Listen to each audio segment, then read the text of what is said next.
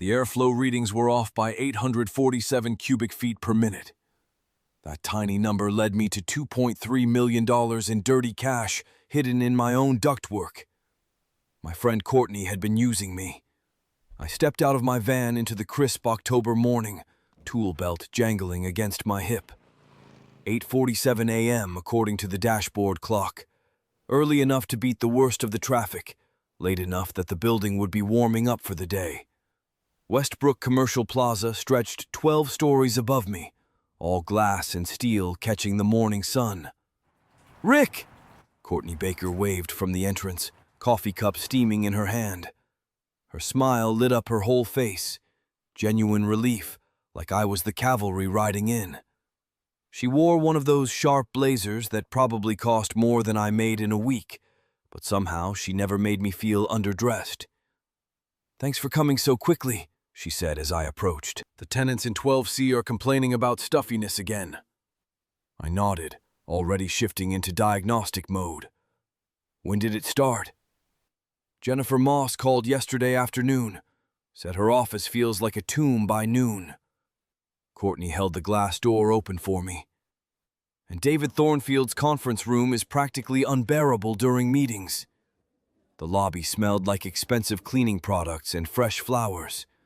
My boots squeaked slightly on the polished marble as we walked toward the elevators. I pulled out my diagnostic tablet, thumb already navigating to the building's system specs. "Could be a simple damper issue," I said, "or blocked return. Won't know until I get up there and test the airflow." Courtney pressed the elevator button with manicured fingers. "You know, Rick, I really appreciate having someone I can trust with these buildings. So many contractors just patch things and hope for the best." The elevator hummed quietly as we ascended. Through the glass walls, I watched the city shrink below us. Morning commuters moved like ants along the sidewalks, everyone rushing to their climate-controlled offices. "How long have you been doing HVAC work?" Courtney asked, watching me scroll through system diagrams on my tablet. 15 years, I replied. Started right after high school. Worked at Meridian Manufacturing for 12 years before they closed the plant." "That must have been tough." I shrugged. "Factory work was steady, but this is better. Every day's a different puzzle to solve." The elevator chimed softly at the 12th floor. Courtney led me down a carpeted hallway past office doors with brass nameplates. The mechanical room sat at the end, unmarked and utilitarian compared to the rest of the building's polished aesthetic. I unlocked it with the master key Courtney provided. The familiar smell hit me immediately. Metal, machine oil, the faint ozone scent of electrical equipment. Home sweet home. "Wow," Courtney said, peering into the room. "It's like a different world in here." The mechanical room hummed with quiet efficiency. 2 air handlers sat side by side, their aluminum casings reflecting the fluorescent lights. Ductwork branched out like arteries, disappearing into the walls and ceiling. Everything looked clean and well-maintained. "These are beautiful units," I said, running my hand along the nearest air handler. "Commercial-grade, variable speed drives. Someone knew what they were doing when they spec'd this system." Courtney seemed genuinely interested as I explained the basics, how the units pulled return air from the offices, conditioned it, then pushed it back through the supply ducts. "Most building managers just wanted to know when I'd be done and how much it would cost. I bet you see all kinds of shoddy work from other contractors," she said. I chuckled, connecting my manometer to the main supply line. "You'd be amazed what people try to get away with. Ductwork held together with duct tape, undersized equipment, no consideration for proper airflow design." The manometer needle danced between readings as I moved to the next test point. 15 pounds per square inch at the main trunk, but only 8 at the first branch. That kind of pressure drop meant serious restriction somewhere in the line. "This doesn't make sense," I muttered, checking my equipment calibration for the 3rd time. The digital display blinked back at me with the same impossible numbers. Courtney stepped closer, her heels clicking on the concrete floor. What do you mean? I tapped the gauge. These readings suggest air is being diverted somewhere, but according to your building plans, this should be a straight run to the office suites. The mechanical room felt warmer now, filled with the tension of an unsolved puzzle. My 15 years of experience told me something was fundamentally wrong with these airflow patterns. Air doesn't just disappear, it follows physics, predictable and reliable as gravity. Maybe there's a blockage, Courtney suggested, but her voice carried an odd note I couldn't place. I shook my head. Blockage would show consistent pressure loss. This is different. Like the air is finding pathways that shouldn't exist. Walking back to my van, I grabbed the building's original HVAC blueprints from behind the driver's seat. The rolled plans felt crisp and official as I spread them across a makeshift table in the mechanical room, an overturned equipment crate covered with a clean shop towel. These are the original specs from Meridian Engineering, I said, weighing down the corners with my tools. Dated April 2018. Should show exactly how this system was designed. Courtney studied the blueprints with apparent confusion, her manicured finger tracing the ductwork lines. Maybe the upgrades changed the layout? I pointed to the main trunk line on the drawing. According to these specs, I should be seeing consistent pressure drops at each branch point. 12 pounds here, 10 here, 8 at the end. But the air is behaving like there are additional pathways. The blueprints showed a straightforward system design. Main trunk lines feeding branch ducts to each office suite. Standard commercial layout, nothing fancy. But my pressure readings told a completely different story. When were these modifications done? I asked, running my finger along the planned ductwork routes. I'd have to check our records, Courtney said quickly. The previous management company might have done upgrades before we took over. Something in her tone made me look up. Her smile seemed tighter now, more controlled. I folded the blueprints and grabbed my flashlight. I need to get up in the ductwork. Only way to see what's really happening. Is that safe? Done it 1,000 times. These are commercial-grade ducts, built to handle maintenance access. The access panel came off easily, revealing the main trunk line disappearing into darkness. I clicked on my LED flashlight and climbed inside, the familiar metal tunnel echoing with my movements. "Be careful up there," Courtney's voice called from below, muffled by the ductwork walls. Crawling forward on hands and knees, I followed the airflow patterns my instruments had detected. The metal was cold against my palms, and my breath created small clouds in the beam of my flashlight. There should be a straight run to the first branch, maybe 30 feet. But my light revealed something that made me stop dead. The tunnel continued past where the blueprints indicated it should end. Not just continued, branched.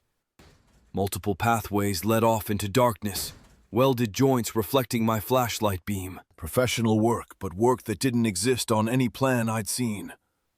My methodical mind raced as I realized the implications. Someone had built an entirely separate ductwork system within this building, hidden pathways that the official blueprints didn't acknowledge.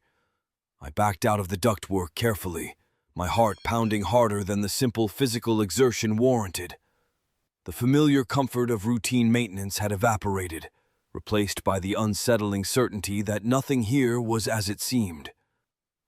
"Courtney," I said, emerging dusty and confused, brushing debris from my uniform. "These modifications are extensive. Who authorized this work?"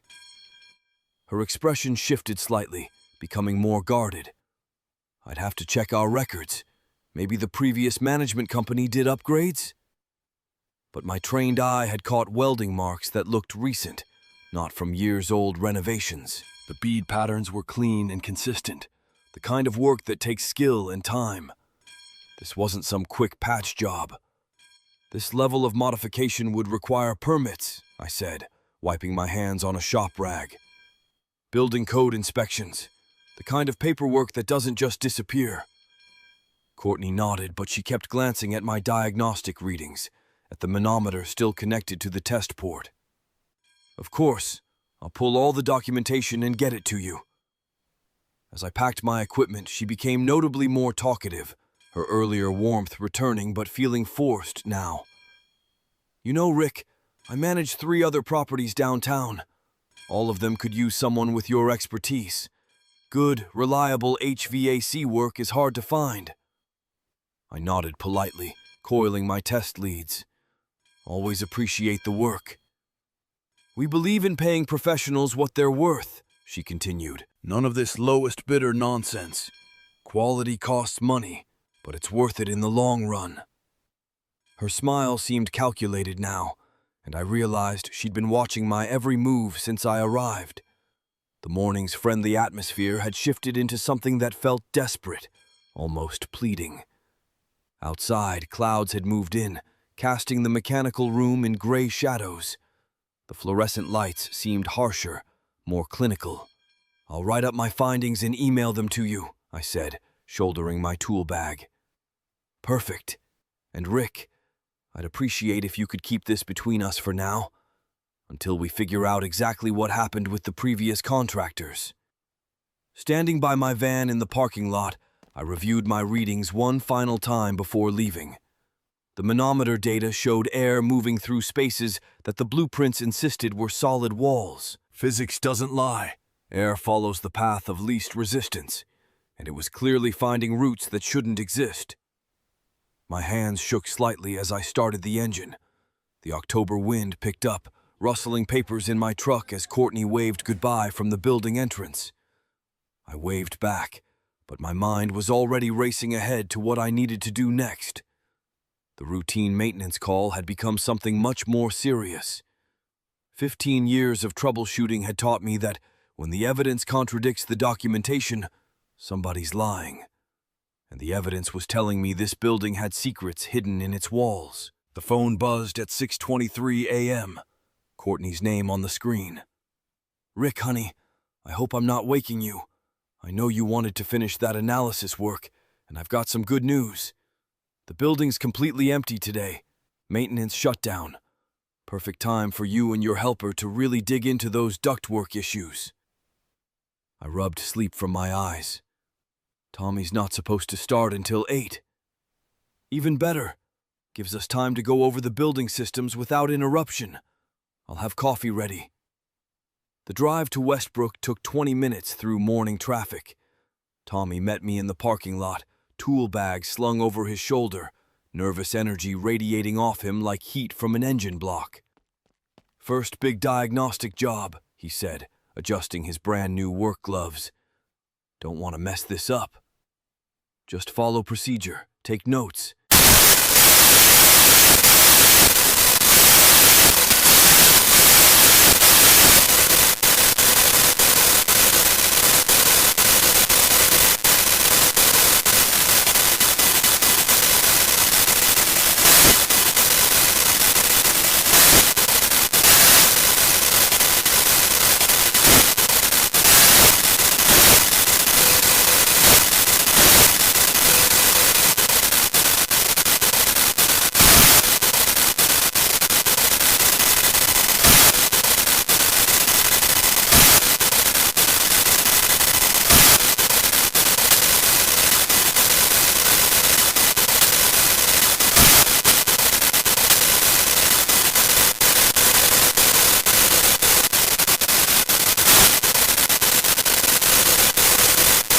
Spread the Meridian Engineering blueprints across a folding table, while Tommy unpacked the manometer and digital calipers.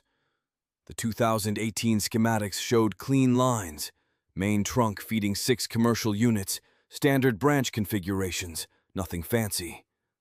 See these measurements? I traced the planned airflow paths with my finger. 14-inch main ducts, 8-inch branches, textbook commercial setup. Air enters here, distributes evenly, exhausts through these returns. Tommy nodded, studying the drawings like they were scripture. So why were your pressure readings wrong yesterday? That's what we're here to find out. I clicked on my headlamp and crawled into the main trunk line, measuring tape in one hand, flashlight in the other. The metal space felt different than expected, tighter in some places, unexpectedly spacious in others. 20 feet in, I found the first anomaly. "Tommy, come look at this." A branch line extended into the wall where none should exist, according to the blueprints. Professional welding, sealed junction, but completely unauthorized. The metal smelled of recent cutting oil. "That's not on the drawings," Tommy whispered, his voice echoing in the confined space. "No, it's not." We crawled deeper. More unauthorized branches, sealed passages leading into wall cavities, junction boxes that served no apparent ventilation purpose. Each modification was expertly done. Whoever did this knew their trade. The air grew staler as we progressed. My flashlight beam revealed scratch marks around access panels, wear patterns that suggested regular use. Someone had been accessing these spaces frequently. "Mr. Bailey," Tommy's voice carried a note of concern. "This section feels heavy." He was right. The ductwork sagged slightly in places where it should be perfectly level. I tested joint connections and found several that flexed under pressure, indicating additional load beyond normal airflow requirements. "Hand me the stud finder." The device revealed dense objects behind duct walls in patterns that made no engineering sense. Weight distribution was all wrong. These weren't just unauthorized modifications. Someone had been using the HVAC system for storage. "What kind of storage?" Tommy asked. Before I could answer, heels clicked on concrete behind us. "How's the detective work going?" Courtney's voice carried amusement as I emerged from the ductwork, dust in my hair and grease on my hands. I explained the weight discrepancies and unauthorized modifications, expecting her to share my professional concern. Instead, she nodded like she'd been expecting this. "The previous contractor mentioned some custom work for the tenants, special storage solutions integrated into the system. Very innovative, really. Some of our business clients needed secure document storage, and the ductwork provided perfect climate control." She handed me fresh coffee, her fingers briefly touching mine. "You're so thorough, Rick. I wish all contractors cared this much about getting things right." The compliment hit differently than it should have. Most building managers just wanted quick fixes and low bills. Here was someone who appreciated quality work, who understood that proper diagnosis took time. "Document storage in HVAC ducts?" Tommy looked confused. "Is that even legal?" Courtney laughed, a sound like wind chimes. "Everything's properly permitted, sweetie. The city approved all modifications. We just need to make sure the airflow calculations still work with the added features." She leaned against the workbench, close enough that I caught her perfume over the basement's industrial smell. "Rick, I've been thinking about what we discussed yesterday. That permanent maintenance contract. You could be our exclusive HVAC partner." The offer felt like validation I hadn't experienced in years. Someone who didn't treat me like just another repair guy. Someone who understood that good work deserved respect. "I need someone I can trust completely," she continued. "Someone who knows systems inside and out. The building owners are very particular about quality." Tommy continued measuring duct dimensions, his tape measure clicking against metal, oblivious to the undercurrents in the conversation. The kid was focused on the technical work, which was exactly what I'd taught him to do. But I'm thinking about steady income, about having a client who appreciated expertise over cheap prices. After 15 years of fighting for every job, here was someone offering partnership. "What would that involve exactly?" I asked.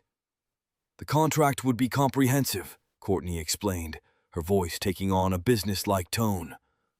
"Monthly inspections, priority response for emergencies, preventive maintenance scheduling, and of course, discretion about any unique features you might encounter." That last part felt loaded with meaning I couldn't quite grasp. Tommy's tape measure kept clicking against metal somewhere deeper in the ductwork. "Mr. Bailey!" His voice echoed from inside the system, muffled but urgent. "There's something weird here." I set down my coffee and grabbed my flashlight. What kind of weird? This section, it doesn't match the blueprints at all. Courtney's smile tightened almost imperceptibly. Tommy's very observant. That's good. Attention to detail matters in this business. I crawled back into the ductwork, following the beam of Tommy's flashlight deeper into the system. The kid was crouched in front of what looked like a standard duct junction, but his measurements weren't adding up. "Look at this," he whispered, running his hand along a seam in the metal. "This whole section is separate from the main airflow, and there's some kind of panel here." My own flashlight revealed professional-grade modifications, clean welds, precision cuts, materials that matched the existing ductwork perfectly. Someone had invested serious money and skill into this work. "It's like a sealed chamber," Tommy continued, his voice dropping lower. 4 feet by 3 feet, maybe.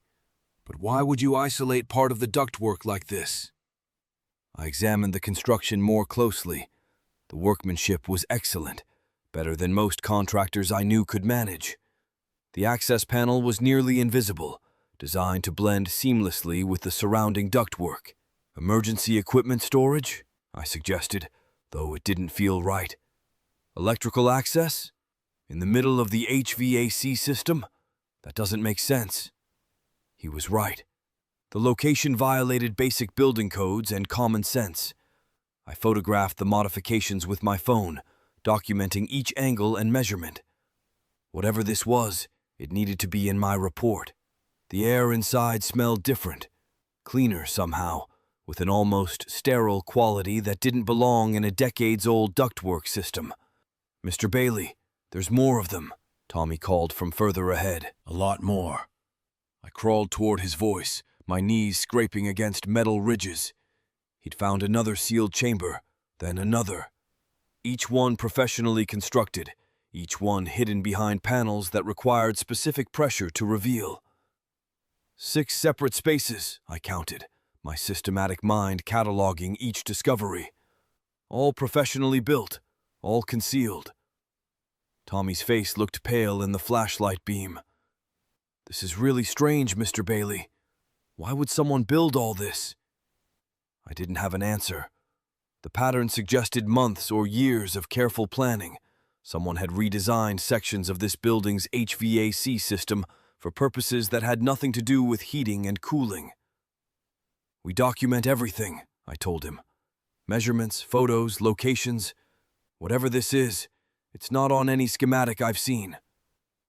Tommy nodded and continued his methodical exploration. The kid was learning well, thorough, careful, asking the right questions. But I could see the confined spaces were making him uncomfortable. "Mr. Bailey!" His voice cracked with sudden urgency. "You need to see this right now." Something metallic clicked ahead of me, followed by Tommy's sharp intake of breath. I crawled quickly toward the sound, my pulse quickening. The ductwork felt smaller somehow, the air thicker. "What is it?" "The panel. It just opened. I barely touched it and—" His flashlight beam illuminated what looked like a waterfall of green paper. Cash bundles spilled from the opened chamber, neat stacks of 20s, 50s, and 100s secured with rubber bands. Money scattered across the ductwork floor like autumn leaves. Tommy stared in shock, his young face frozen in disbelief. "Mr. Bailey, what is this?" My methodical mind struggled to process what I was seeing. Thousands of dollars hidden in a space that shouldn't exist, in a building where I'd been making routine maintenance calls for weeks. "Don't touch anything," I whispered automatically, my training taking over even as my world tilted sideways. The money appeared fresh, recently placed. The rubber bands weren't degraded, the bills crisp and clean. This wasn't some forgotten emergency fund gathering dust. Someone had been using this space regularly. My hands shook as I reached for my phone to document the scene. The camera flash illuminated more cash than I'd seen outside of a bank, easily tens of thousands of dollars stuffed into a space designed to be invisible. Footsteps echoed in the basement above us. Courtney's heels clicking rapidly across concrete, moving faster than before. "Rick? Tommy? Everything okay down there?" Her voice carried a note I hadn't heard before, something sharper beneath the usual warmth. Tommy and I froze in the ductwork, surrounded by scattered cash, both realizing we'd stumbled into something far beyond HVAC problems. The innocent maintenance call had become something else entirely. "Should we tell her?" Tommy whispered. I looked at the money, at the professional modifications, at the pattern of hidden chambers throughout the building. My stomach clenched with the implications. "Rick?" Courtney called again, closer now. "I heard something fall. Is everyone all right?" We emerged from the ductwork, dust-covered and shaken, the scattered cash visible through the open panel behind us. Courtney's eyes immediately focused on the money, and for just a moment, her carefully maintained composure slipped. I caught a flash of something calculating in her expression. Not surprise, but assessment. Then she recovered with a laugh that sounded almost genuine. "Oh my God, you found the emergency funds!" She stepped closer, her voice warm and conspiratorial. "Harold keeps cash reserves hidden throughout the building for security reasons. Old school thinking, you know? I should have warned you." Her explanation felt rehearsed, too smooth. "He'll be mortified that you discovered his hiding spots." I sat in my truck for 20 minutes, engine off, staring at those blueprints spread across my dashboard. The cash bundles kept replaying in my mind, crisp hundreds with bank straps, not some crumpled emergency fund like Courtney claimed. My manometer readings were burned into my memory. 8.2 psi where it should have been 15. Air flowing through spaces that didn't exist on paper. I pulled out my phone and scrolled to Detective Marcus Chen's contact. We'd worked together on that refrigerant dumping case 3 years back before he moved to financial crimes. My finger hovered over the call button. Once I made this call, there was no going back to simple HVAC repairs. I pressed call. "Rick Bailey? Haven't heard from you since that refrigerant case." Marcus's voice came through, clear, friendly. "What's going on?" I explained the airflow discrepancies, the unauthorized ductwork, the cash. Marcus went quiet for a long moment. I could hear papers rustling in the background. "You said building management is involved? Rick, listen to me. Don't touch anything else. Document what you've already found, but don't go back in there alone." His tone shifted to official business mode, made my chest tighten. "I'm sending Agent Sarah Delacroix from FBI Financial Crimes. This sounds bigger than building code violations. Can you meet her tomorrow morning?" My hands gripped the steering wheel harder. "FBI? Rick, if what you're describing is accurate, we're looking at money laundering. Maybe worse. How long has this building manager been working with you?" 6 months, maybe 7. The words felt heavy coming out. "And she's always been helpful?" "Too helpful." I stared at Courtney's office window, 3 floors up. The light was still on. "Marcus, I think she's been using me. We'll figure it out. Send me everything you've got. Photos, measurements, documentation. Tonight." That evening, I spread my documentation across the kitchen table. Linda set down coffee and studied the papers over my shoulder, her accounting background kicking in automatically. "These measurements don't match the blueprints at all," she observed, tracing the discrepancies with her finger. "Rick, look at this. 17 separate modifications, all connecting to the main ventilation shaft that runs directly to Courtney's office." I finished the thought we were both having. Emma looked up from her homework at the kitchen counter. "Dad, why would someone hide money in air ducts?" My 14-year-old daughter had just asked the million-dollar question. Literally. "That's what we're trying to figure out, sweetheart." Linda's expression darkened as she studied more of the documentation. "Rick, if this woman has been manipulating you to access these areas, how much money are we talking about?" I thought about those bundles Tommy and I had seen. I don't know, but it's not emergency building funds. The next morning, I returned to Westbrook Commercial Plaza with my comprehensive audit equipment. My certification gave me legal access to every ductwork section, something I now realized Courtney had been counting on. I methodically photographed each unauthorized modification, measured airflow rates, documented every deviation from the original Meridian engineering blueprints. The pattern became undeniable. 23 concealed compartments, all strategically placed along pathways that led to Courtney's administrative office, each one accessible from the main service routes I used for routine maintenance. My professional reputation had been the perfect cover for moving contraband through this building. I was crawling through a section near the elevator shaft when my phone buzzed with a text from Courtney. "Coffee later? Want to discuss your findings?" The casual tone felt wrong now. I studied the message, remembering how Courtney always seemed to know exactly when I'd be working in certain sections. She'd appear with coffee, asking about my progress, showing genuine interest in my technical expertise. What had felt like friendship now seemed calculated. I typed back, "Sure, 2 p.m. at your office." I needed to hear her explanation face to face, give her one chance to come clean before I handed everything to the FBI. 2 hours later, I sat across from Courtney in her office. The space felt different now, smaller, more confined. I noticed the oversized ventilation grate behind her desk, perfectly positioned for discreet access to the main ductwork.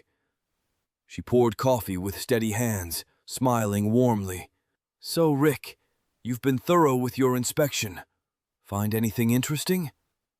Her tone was light, conversational, but I caught the slight tension in her shoulders, the way her eyes didn't quite meet mine. I slid my documentation across her desk. Photos, measurements, airflow charts. "Courtney, these modifications aren't in any permit records. The airflow patterns are completely wrong for this building's specifications." She glanced at the papers, then back at me, still smiling. "And yesterday?" I paused, watching her face carefully. "Yesterday I found cash bundles in the ductwork." Her smile faltered for just a second. Then she laughed, but it sounded forced. "Rick, I told you, Harold keeps emergency funds throughout the building. Old school thinking, but that's how he operates." "Courtney," I leaned forward. "I've been doing HVAC work for 15 years. I know the difference between emergency cash and laundered money." The smile disappeared completely. We sat in silence for a moment. Her office felt smaller now, the walls pressing in. The ventilation grate behind her desk looked different too, bigger, more obvious, like a mouth waiting to swallow evidence. "Rick," Courtney's voice was softer now, almost pleading. "You know how these old buildings are. Previous management made some questionable choices." She leaned forward, dropping to a whisper. "Look, there are things about this building's finances that are complicated. That money? It's legitimate building reserves, just stored unconventionally for tax purposes." I watched her hands as she talked, steady, confident, practiced. "You're the only HVAC tech I trust completely." She reached across the desk, touching my arm. "Your reputation, your expertise, it means everything to the tenants here." I pulled my arm away, not rough, but firm. "Courtney, I've been doing this work for 15 years. I know the difference between emergency funds and money laundering." The words hung between us like a live wire. Her expression shifted, just a flicker, but I caught it. The friendly mask slipping. "Money laundering?" Her voice carried something new now, sharp edges hidden under the sweetness. "Rick, that's a serious accusation. Are you sure you want to go down this path?" I stood up, gathering my documentation, photos, measurements, everything I'd found. "I'm sure about what I discovered. The question is what you're going to do about it." Courtney moved to her desk drawer. My muscles tensed for a second, old reflexes from the factory floor. But she pulled out a checkbook, started writing, quick strokes across the paper. She tore off the check and slid it toward me. Rick, let's be practical here. You've got a family, a business to think about. What if I told you there was a way for everyone to benefit from this situation? I didn't look at the amount, kept my eyes on her face. You're trying to buy my silence. She shrugged like we were discussing the weather. I'm trying to solve a problem. You found some irregularities. I'm offering compensation for your discretion and continued professional services. The check sat on her desk between us. Might as well have been radioactive. Courtney, I thought we were friends. I trusted you. The words came out rougher than I intended. You've been using my access, my reputation, my expertise as cover for whatever this operation is. That did it. Her facade cracked completely. Friends? She laughed, but there was no humor in it. Rick, this is business. You think Harold Westbrook cares about you? You think Jennifer Moss or David Thornfield remember your name 5 minutes after you leave? Her voice rose. I'm the one who's been looking out for you, giving you steady work, appreciating your skills. Don't be naive about how the world works. I left the check on her desk and walked out. My hands were shaking when I reached my truck. I sat in the driver's seat for a minute, trying to process what had just happened. Then I pulled out my phone and dialed Agent Sarah Delacroix. Mr. Bailey? Her voice was crisp, professional. Detective Chen briefed me on your situation. I need you to know that what you've discovered could be part of a much larger investigation. I stopped walking toward my truck. Larger how? We've been tracking unusual financial activity in several commercial buildings across the city. Your documentation might be the missing piece we need. Several buildings. This wasn't just Westbrook Plaza. Agent Delacroix, how long has this been going on? That's what we're trying to determine. Can you meet me tomorrow morning? I'll need to go through everything you've documented step by step. That night I sat in my home office, staring at copies of all my documentation, photos of unauthorized ductwork modifications, airflow measurements that made no sense, hidden compartments that shouldn't exist. The realization hit me like a wrench to the gut. Courtney hadn't just been using the building's HVAC system for money laundering. She'd been using me, my legitimate access, my professional reputation, my methodical approach to maintenance work. Every time I serviced those modified ducts, I was unknowingly moving her operation forward. The friendly conversations, the coffee, the way she appreciated my expertise. It was all calculated, planned. Rick Bailey, the careful HVAC technician, had been the perfect unwitting accomplice. I thought about Emma, about how proud she'd been when I explained my work to her friends. My dad fixes the air in big buildings. He makes sure people can breathe. Now I wondered what I'd actually been helping people breathe. I picked up my phone to call Linda, then put it down. How do you tell your wife you've been manipulated into criminal activity? How do you explain that your professional pride made you blind to what was happening right in front of you? The documentation sat spread across my desk like evidence at a crime scene, which, I realized, is exactly what it was. Tomorrow, I'd hand it all over to the FBI. Tonight, I had to figure out how to live with the fact that my expertise, the thing I was most proud of, had been turned into a weapon against innocent people. The heating system kicked on, and I listened to the familiar sound of air moving through ducts. For the first time in 15 years, that sound didn't comfort me. The next morning, I pulled into the Westbrook parking lot at 7:30 a.m., an hour before Courtney usually arrived. My hands shook slightly as I gathered the evidence folder from the passenger seat, original blueprints, photographs, airflow calculations, and Detective Chen's business card tucked in the back pocket. The building lobby felt different now. Same marble floors, same corporate artwork on the walls, but knowing what I knew changed everything. The elevator hummed as it carried me to the 12th floor, and I automatically noting the ventilation grate in the ceiling corner. Even that innocent grate looked suspicious now. Courtney's office door was unlocked. I spread the Meridian Engineering blueprints across her desk, my calloused fingers smoothing the corners with practiced precision. The paper crinkled softly in the morning quiet. "These are from April 2018, I said when she walked in 20 minutes later, coffee cup in hand.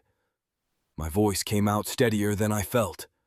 Her smile faltered for just a second before snapping back into place. "Rick, you're here early. What's all this?" The fluorescent lights hummed overhead like trapped insects. I noticed her fingers drumming against her coffee cup, a tell I'd never caught before. The air conditioning unit cycled on, and even here, in this moment, my mind automatically cataloged the airflow pattern. "Standard 6-inch return ducts here," I explained, my finger tracing the ductwork specifications on the blueprint. Then I tapped a photograph of the actual installation. "But you installed 12-inch mains with false bottoms." Courtney's smile wavered. She set down her coffee with deliberate care. "Rick, I think you're overthinking this. You know how these old buildings get modified over the years." I shook my head, pulling out my airflow calculations. The numbers filled 3 pages of graph paper. Pressure differentials, CFM ratings, static pressure readings, each measurement proving deliberate modification. The numbers don't lie, Courtney. They never do.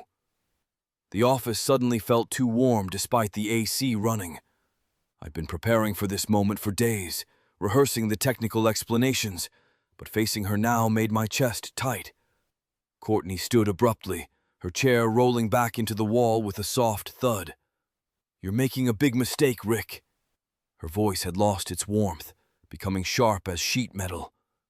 I didn't flinch, methodically laying out photographs of the hidden compartments. 23 concealed spaces, Courtney, each one accessible through maintenance panels only I would know about. The building settled around us, creaking like old bones. Through the window, I could see my van in the parking lot, the same van that had unknowingly transported evidence of her crimes for months. My stomach churned, but my hands remained steady. "You used me," I said quietly. "Every time you called me for routine maintenance, you were really checking your hiding spots." "Rick, listen to me." "No." I pulled out the fake inspection certificates, spreading them beside the real ones. "Inspector Paul Garrett's signature is off by 3 degrees of slant. And these permit numbers? They don't exist in the city database." Courtney's face flushed red, her professional mask cracking like old paint.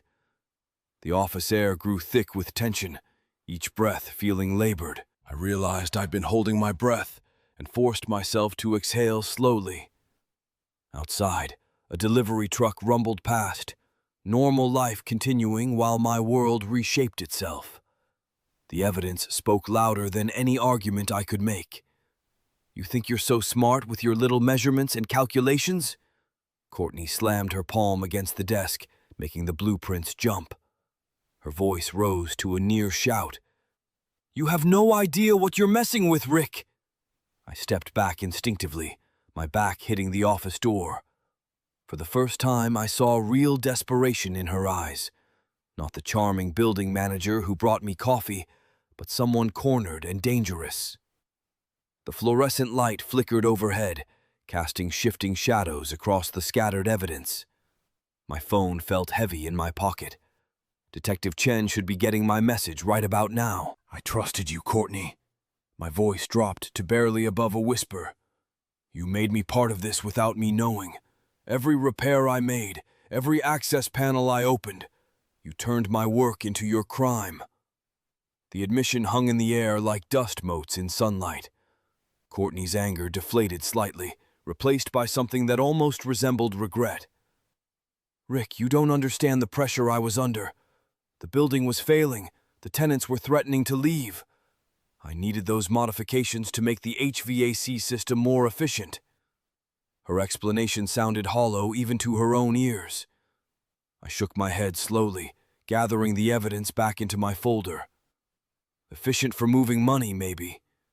But you destroyed the actual airflow. This building's HVAC system is operating at 60% capacity because of what you did." The office felt smaller now, walls closing in. Trust, once broken in my world, doesn't get rebuilt. It's like a cracked foundation. The whole structure becomes unstable. I stood there, watching the trust die in the space between us.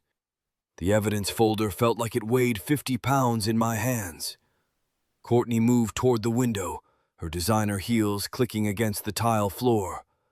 Her hands shook as she peered through the Venetian blinds, fingers gripping the metal slats until her knuckles went white. "How long have you known?" she asked, her voice barely above a whisper. I checked my watch. 2:47 p.m. Since I found the cash bundles last week, but I suspected something when the airflow numbers didn't add up. The building's HVAC system cycled on again, that familiar mechanical hum filling the silence. Both of us listened to it now, her hearing the sound of her operation, me hearing evidence of systematic fraud. Courtney laughed, but there was no humor in it. Betrayed by air pressure. That's almost poetic. I didn't smile. Nothing poetic about betrayal. Nothing romantic about discovering your life's work had been turned into someone else's weapon. "Those tenants trusted you," I said. "Harold Westbrook, Jennifer Moss, David Thornfield. They paid premium rates for work that was never done. They could afford it." Her voice hardened. "Do you know what Harold makes in a year? What his trust fund throws off in dividends?" "That's not the point." "Isn't it?" She spun around, eyes blazing. "You think I wanted to do this?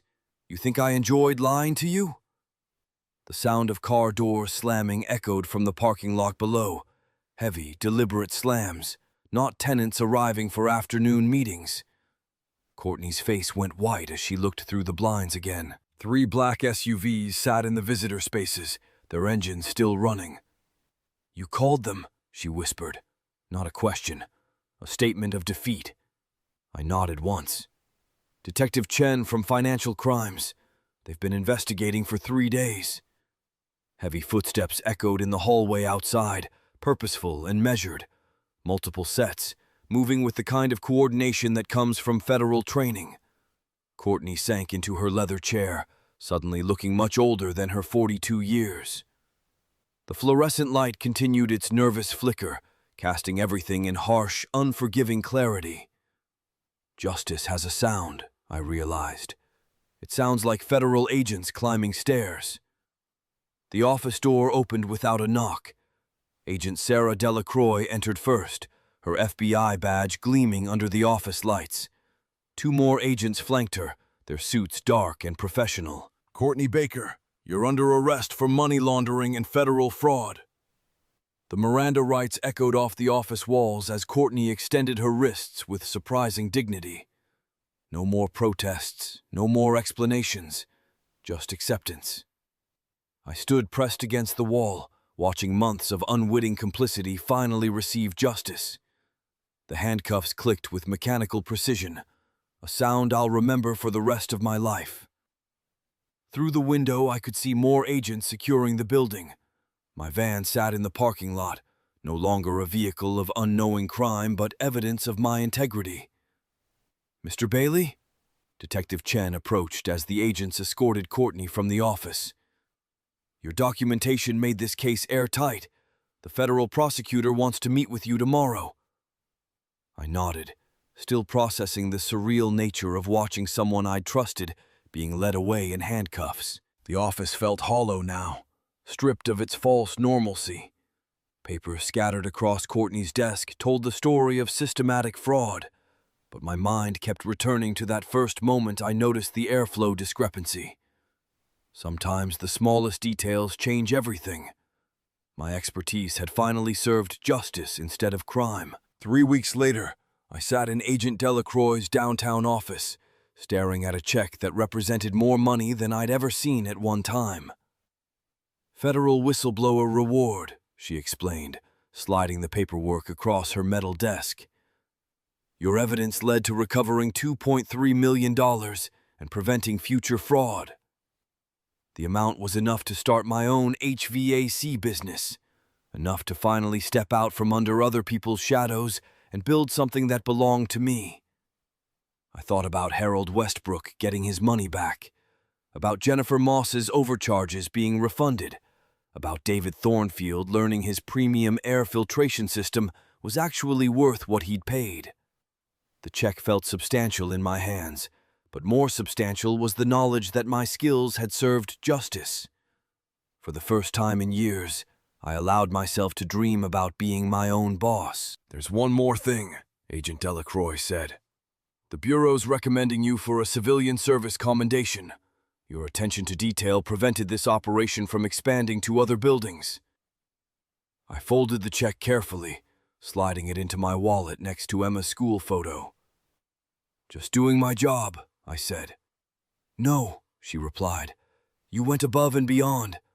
Most people would have looked the other way." 2 months later, I stood in the empty storefront that would become Bailey Climate Solutions. My business license hung freshly framed on the wall beside my technical certifications. The space smelled of fresh paint and possibility. Concrete floors that would soon hold diagnostic equipment. Windows that would display my credentials to potential customers. My phone buzzed with a text from Emma. "Dad, I'm proud of you." Those 5 words meant more than any federal reward. Through the front window, I could see my new service van being detailed across the street. Bailey Climate Solutions painted in crisp blue letters on pristine white panels. No more working for people who didn't appreciate precision. No more being someone else's tool. Rick Bailey, business owner. The title fit better than I'd ever imagined. Justice has its rewards. Sometimes they come in the form of money. Sometimes they come in the form of your daughter's respect. Sometimes they come in the form of knowing that your expertise, the thing you're most proud of, finally served the right cause.